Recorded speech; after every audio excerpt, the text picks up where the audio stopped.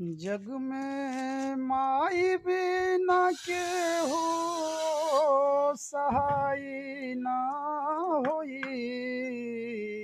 केहू कतनो दुलारी बाकी माई ना होई।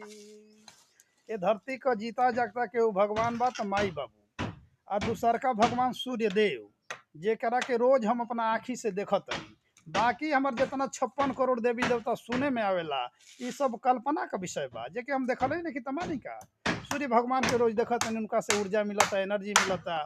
आ माई बाबू एगो भगवान बा, पहिलका भगवान जेकि हमके जन्म देले बा, हमें धरती पर आइल बनी तो जबले उ जियता खूब जम के ओकर सेवा क लिहल जाए, अफसोस ना रहे।